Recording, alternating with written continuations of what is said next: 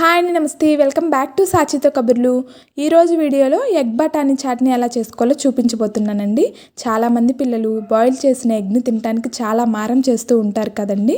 అలాంటి పిల్లలకి కానీ పెద్దవారికి కానీ ఇలా గనక చేసి పెడితే చాలా ఇష్టంగా తింటారు. ఇంకా లేట్ చేయకుండా ఎగ్ బఠానీ చాట్ని ఎలా చేసుకోవాలో చూసేద్దాం.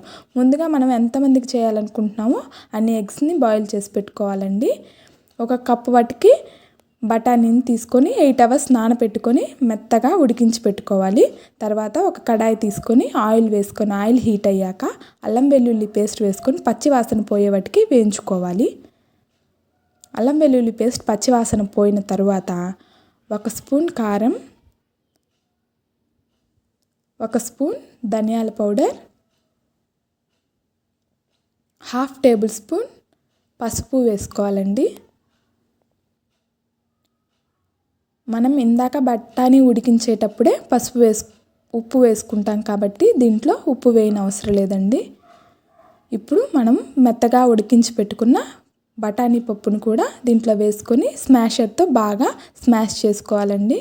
గరిటెతో అయినా చేసుకోవచ్చు.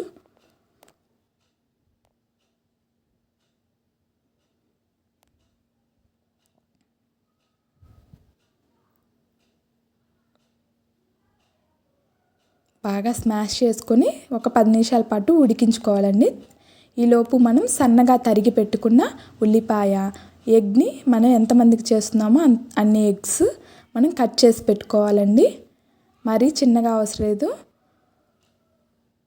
ఒక రకంగా కట్ చేసుకుంటే సరిపోతుంది. సన్నగా తరిగిన ఉల్లిపాయ, కొత్తిమీర, కరివేపాకు, దీంట్లో కూడా కొంచెంగా కారం, కొంచెంగా చాట్ మసాలా వేసుకోవాలండి.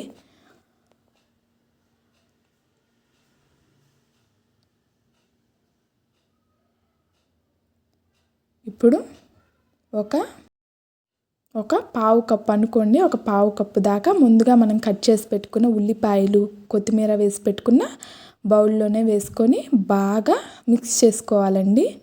అప్పుడే ఆ టేస్ట్ వస్తుంది. ఇప్పుడు మనం కట్ చేసి పెట్టుకున్న ఎగ్ను కూడా వేసుకొని మరీ ఎక్కువగా మిక్స్ చేయకూడదండి, అప్పుడు అంతగా బాగోదు. ఎగ్ పూర్తిగా కలిసిపోతుంది.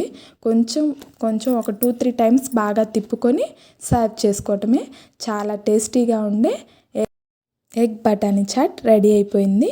చాలా టేస్టీగా ఉంటుందండి. ఒక్కసారి చేసి పెట్టారంటే మళ్ళీ అడిగి చేయించుకుంటారు. వీడియో నచ్చినట్టయితే లైక్